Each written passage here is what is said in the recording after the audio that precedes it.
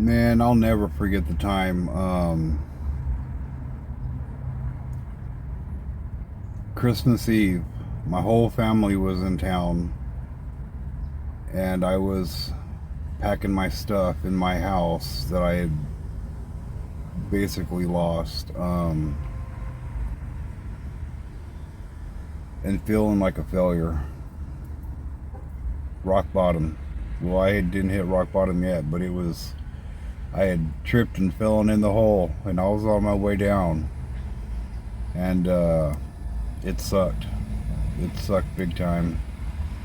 In the next 3 years or so, um, was a really bad, low time in my life. I uh, I was a small business owner of a successful business, doing really well. And I had been a business owner since I was like 24, and I was doing really well. Decided, you know what, it's time to buy a house, so I'm doing good. So I went out and found a $500,000 home that had just been built, and it was nice. It was living the dream, living my own life, making my own money, living in a nice brand new house. And things were going good. Things were going really good. And then COVID hit. And when COVID hit, my business stopped. Like literally stopped, like most businesses did. But being a small business owner, um, I didn't get a lot of the government help and stuff like that. So I lost my business within 6 or 8 months, with no income coming in. That kind of income. Um, I had to come to the realization that I was losing my house too. I was losing my home, and it all worked out in horrible timing for me. I basically had to be out by the 1st of January, and I was trying to do everything I could, work with the banks to try to buy me more time to see if I could start making money other ways to save my house, and it just didn't happen. So the realization is I needed to start packing, and I did. And I'll never forget, Christmas hit, and I was packing. My family was having a good time. A lot of my family flew in. My mom, my stepdad, all my family from out of state flew in, and they were all having a good time, and I couldn't take myself around them, even though that's probably where I needed to be. I was so embarrassed. I felt like such a loser, that I had been so on top of the world and lost it all, and I had nobody to blame but myself. And I'll never forget sitting there at Christmas Eve that night, by myself in an empty house full of boxes, crying myself to sleep. It was tough, and basically that had passed. I went and got a big storage unit and put all my nice furniture, because I went out and bought furniture from all over the United States and had furniture shipped to my house, just because I wanted nice furniture. I'd worked hard for it, and I wanted a nice, beautiful home. So I took everything and put it in storage. And on New Year's, I remember taking out the last box and putting it in storage. And from that time, I knew that it was going to be a turning point in my life. Little did I know that turning point was going to throw my life into chaos. I just left, there was nothing I could do. I walked away from my home and my business and my life, and I had nothing to show for. I had nobody to turn to for help or anything like that. Like I said, all my family is pretty much out of state, other than a couple aunts that are still here. They're not in the town that I'm in. They're actually a few towns over, but I didn't know what to do. I knew I was homeless, sleeping in my truck, living in a $500,000 home one night and sleeping in your truck the next night was a real eye-opener. And I didn't know what to do. I was extremely depressed and basically didn't want to do anything. I wanted to go to sleep and not wake up, not deal with any of the life that I had been thrust into. So after a couple weeks, turned into a couple months, turned into 6 months, turned into a year, I was determined to get myself out of this situation, because I knew this wasn't the life that was for me. And with everything kind of slowing down with the COVID thing, it was still kind of hard to get a job. And I didn't have a home, so I couldn't reopen my own business or anything like that. So I had to do something to get from one point to another, from point A to point B to point C. So I signed up for DoorDash and Uber Eats.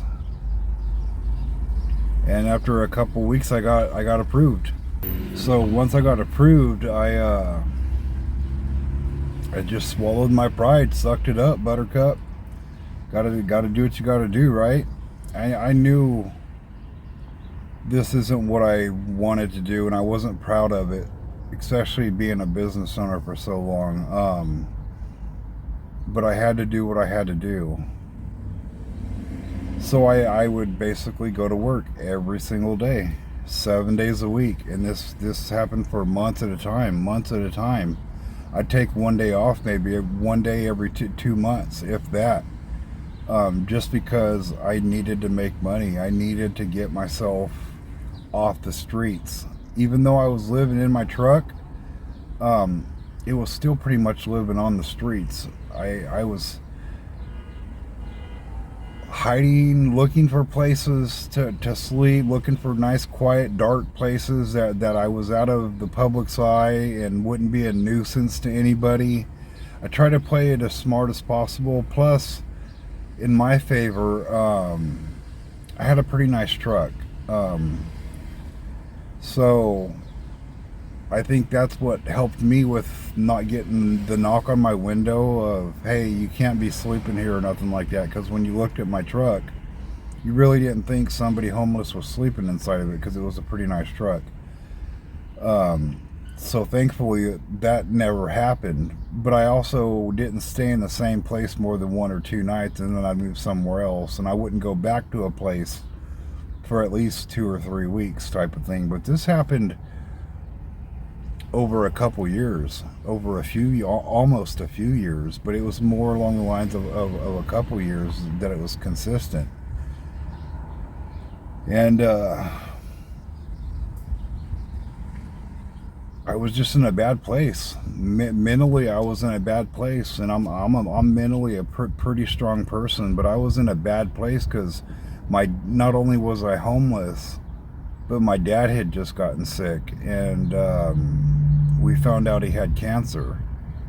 we found out he had brain tumors, two of them, big ones, like the size of, they said like the size of lemons.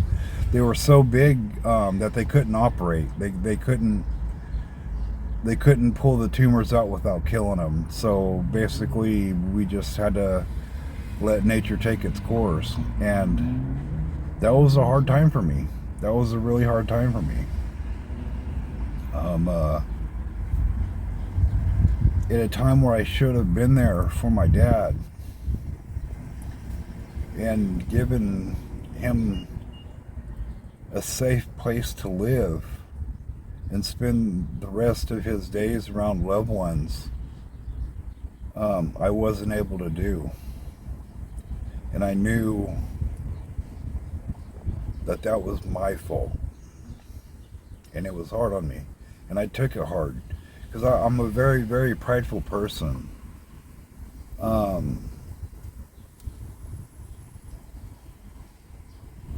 So after he had passed away, I knew that things needed to change, even if it killed me. I was gonna do something to get out of this lifestyle, because I knew this wasn't for me. Um, and then about 6 months later, I was in my truck after work, and it was like 11 o'clock at night.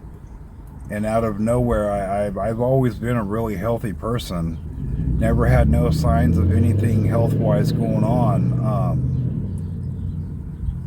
One night I had a massive heart attack. And like a dumbass, I didn't go to the doctor, because I never go to the doctor. Um, and I called my mom the next morning, because I thought it was just an anxiety attack. I thought it'd been just all the stress that I had been through, everything that I had been going through in the last couple of years. I thought it was just catching up to me, and apparently it did. But I thought it was just a passing thing, because I've had anxiety attacks like that before. Not like that, but the thing was, is when I went to bed later that night after everything finally calmed down. Luckily, I didn't die. But I called my mom the next morning, and I told her what had happened, and I told her, man, I just feel like dog shit. I feel really, really bad. I'm extremely weak, and my truck's a lifted truck. It's on a pretty big lift. And I was having problems getting in and out of my truck, where before I could just hop in and out of my truck with no problem. And my mom told me, go to the doctor. And I'm like, man, it's honestly nothing. It's probably going to pass. Everything's fine. And she said, no, go to the doctor. And for the first time in my life, I thought that maybe that might be the right thing to do. So I did. I went to the hospital. They ran tests on me. The first test they ran, they said, oh, we'll be able to see if you've had a heart attack in the last couple months, in the last 6 months. We'll be able to see all this stuff. They did the tests. Everything came back clean. And then they run some other tests, some blood tests and stuff. And then they came back and said, no, you've had a massive heart attack. And not only that, we need to rush you in for emergency heart surgery, because 2 of your main arteries are 100% clogged. And we don't even know how you made it through the night, let alone being able to walk through this door. So, and that terrified me. That terrified the living shit out of me. I was so scared, and I had never been that scared before. I've been through quite a bit. Not much scares me, and that scared the living fuck out of me. And so they did. They went in and saved my life. And my heart surgeon was absolutely amazing. I know this is going to sound crazy, but I really didn't feel much of any of it. And they did it all while I was awake, which was even more scary. But by the time I was able to ask him, how's it going? He basically said, we're done. We're cleaning you up, and you did good. And everything was fine. the aftermath of that was pretty bad. I was really weak for a while, really weak. But I got up and walked around every day, tried to get my strength back. And at 3 weeks after my heart attack, I went back to work. I started dashing again because I needed the money. And there was no way I was going to be able to recover from a heart attack living in my truck being homeless and not have in the back of my mind that it was going to happen again because of everything I'm going through. So I went back to work. And at a time where I had lost all hope for everything, I was still finding ways to have hope. I was still finding ways to get through it. And someone once told me, if you don't think you can make it through the day, because I was going through some really, really bad times after my dad had passed away and I had lost my home and being homeless. I was in a really dark place. You know, Chester Bennington once said, in between here is a horrible place to be. It's a dark place. It's not a fun place. And I felt that. I did. I felt that shit. And I remember that, you know, a lot. But somebody once also had told me, if you ever get to that point and you don't feel like you have any hope left, give it 24 hours. Give it one day. And if you can make it through that 24 hours, give it another 24 hours. And if a time comes to where you don't think you could make it through that 24 hours, try to make it through the next hour. If you can get through the next hour, give it another hour. And then you just keep going like that. And that's what I did. When I lost all hope, I just gave it 24 more hours. I went to work every in that, and DoorDash in a weird way kind of saved me, because I was in such a dark place. Getting up and going to work every single day, 7 days a week, is what kept my mind off of everything, off of losing my house, my relationship, my family, my dad passing away, having a massive heart attack and having to have, you know, rushed in for heart surgery and all that kind of stuff. That was a really, really hard time to get through. And having a purpose, like getting up and going to work every day, is all it took to help me have a little hope in life. And sure enough, a couple months after I had my heart attack, I was able to save up enough money to get a house. Well, I had saved up enough money to get a house a year prior to that. Like, I was sitting on quite a bit of money. But the thing was here in California, it was so hard to get a house or get approved for a house because there's so little houses available here. So if I applied for one house, and over that year span, I probably applied for like 60 homes, and I didn't get approved for any of them, even though I made enough and had enough money to do it. For every house that I applied for, there was like 80 other people applying for that house that had multiple incomes, families with kids, and people would rather rent to those kind of people than a single male. And that was just the bitter reality of it. But I was able to finally get approved and get into a place, and I got a roommate to help me a little bit with the finances, so that way it wasn't so tough, because we don't make great money, you know. But I was able to get a roommate and move forward past that. And it hasn't been easy. It's still been a struggle. And I'm actually working on trying to get my own place by myself right now. And I'm willing to work for it. I don't want any handouts. I don't need anything from anybody. I'm willing to do it myself, and I think that's a really good mentality.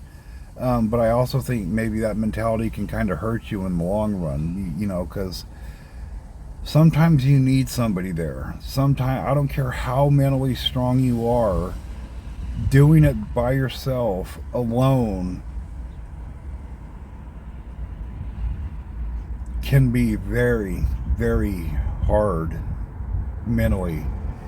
It can be a very dark place to be, especially when, you know, nobody's seen you for a few weeks, a few months. I mean, there was a time I just vanished. I just went to work every day, but in the people's eye, I vanished. I Nobody knew where I was.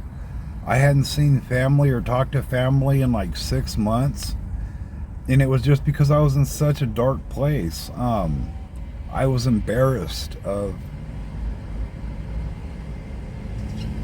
what I had went through and what I was going through. It was just extremely embarrassing, and I didn't want nobody to know about it because I had done so good in life. I didn't want everybody to see that I had fucked up a really, really good thing. Even though I don't know if technically it was my fault, but I had a good life and I fucked that off. And I went from having it all to having absolutely nothing, and I had to figure out how to rebuild it, how to put it all back together again. So I started, like I said, so make a long story short, I started dashing. I'd get up every day and go to work, and that really helped me out. And I went back to that whole 24-hour thing. You know, if you lose all hope and you don't feel you have nothing left to hold on to, and you don't have any hope in life, you don't have any sunshine because you're in such a dark place, you can't see your hand in front of you, give it 24 hours. Just get through that 24 hours, and if you can get through that 24 hours, get through the next 24 hours, and do it 24 hours, one day at a time, 24 hours at a time. And if you can't, 1 hour at a time. I truly do believe that for people going through some really, really hard shit. So with that being said, I hope everybody's having a good day today. I hope you all are making money. I hope you guys are all not sitting in parking lots for too long. I hope you guys are hitting, you know, offers enough to keep you busy. This was just a little backstory of how I got into doing DoorDash and what led to the decision to do DoorDash and why I'm doing DoorDash. And maybe some of you guys can relate. Maybe this will help some of you guys. Maybe this is just redundant and you don't want to hear any of this stuff. That's okay too. You know, like I said, it's not for everybody. I say that a lot, but it's kind of true. But if you're going through any hard times, man, if you're going through any dark times and you're struggling right now, just give it 24 hours and reassess the situation.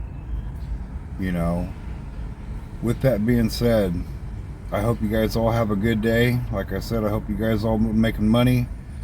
I hope you guys aren't sitting for too long.